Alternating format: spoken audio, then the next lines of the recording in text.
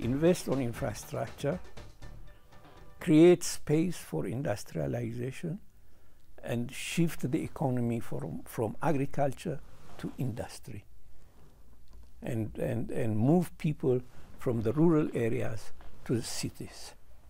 That is the broad roadmap. It's a roadmap which has been followed by many other advanced countries, and I think it is still valid for Africa. We will need to start with agriculture because that is what we have to begin with. And for a country like Ethiopia, for instance, it is vital that we are able to create conditions necessary for food self-sufficiency. But we can't linger on agriculture. You have also to quickly then move towards industry. But to make that shift possible, in the interregnum, you have to develop the infrastructure.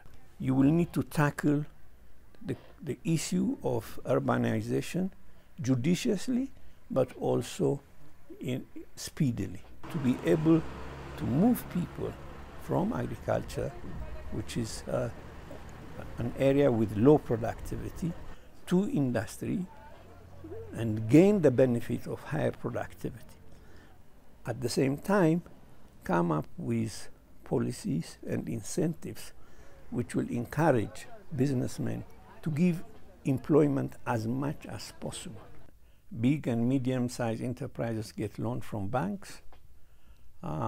Micro enterprises in the rural areas, in the urban areas, can get finance from microfinancing institutions, and you have the missing middle.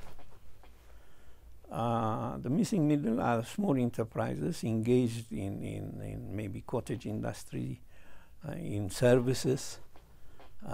They give employment, and so they are a very important segment of the economy.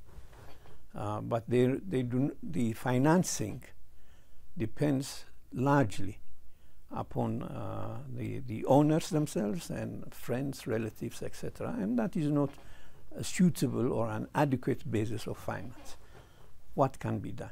I think this is a problem that countries like us, developing countries, face everywhere, not simply in Africa, but everywhere. And I tell you what is the problem. If you want the banks to give them loans, banks will say, okay, how much profit will you be able to generate, and will you be able to pay me back? The small businessman doesn't even have an account. He doesn't really know what are his costs and even what is his revenue and profit.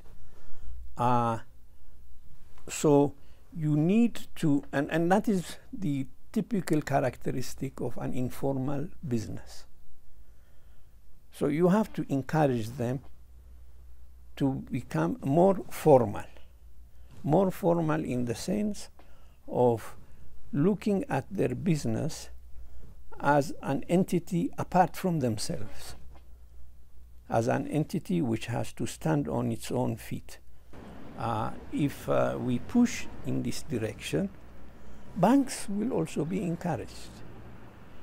They will say, okay, these are small businesses. The administrative cost of reaching them is perhaps a little bit high, and therefore my interest rate will be a bit higher. But otherwise, they are like any other business.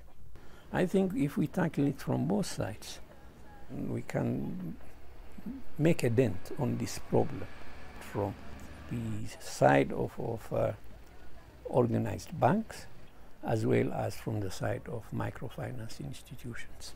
And it will be a big service, because small enterprises are very important, particularly in terms of providing employment.